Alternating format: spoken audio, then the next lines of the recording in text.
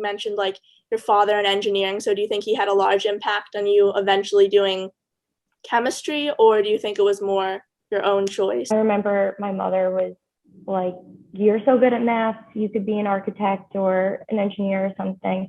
So both of my parents influenced me, but in a good way. It wasn't pressure or anything. And they always encouraged me to do what I wanted to do with some of their suggestions from what they'd seen me grow into. The moment when I kind of made that decision on my own, I guess, was in high school. I was always accelerated classes in science, mainly chemistry. And I just loved my chemistry teacher in high school. I had her for 2 years. And I don't know, I think this was maybe just made up in my head, but she did a lot of research. And at the time, I didn't understand what she did. This was before she went to teaching. And I just thought she was like the smartest person on the earth. She had a PhD. She's probably the first person I ever met with a PhD. And I think one time I was at her office hours and she always bought like bakery cookies kind of, and they always had like rainbow sprinkles on it. And she would always take them off. And I always thought in my head that maybe she's taking them off because she doesn't like the dyes in them, because she knows too much about chemistry. Like looking back on it, maybe she just didn't like sprinkles.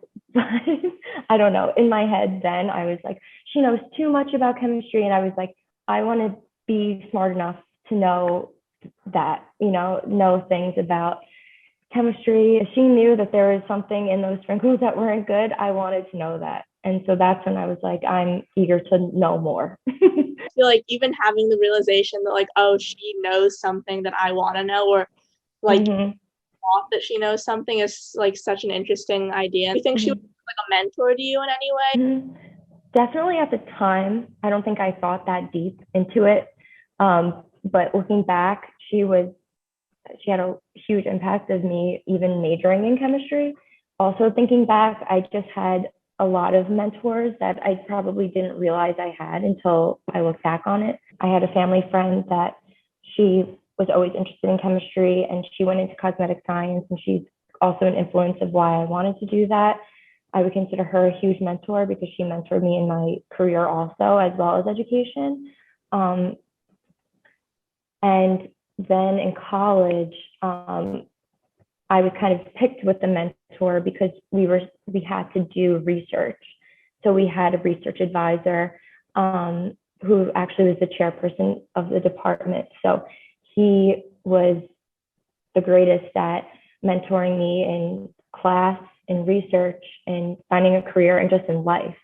And then now even my career, managers, peers, everyone is a mentor to me, especially when I was new here.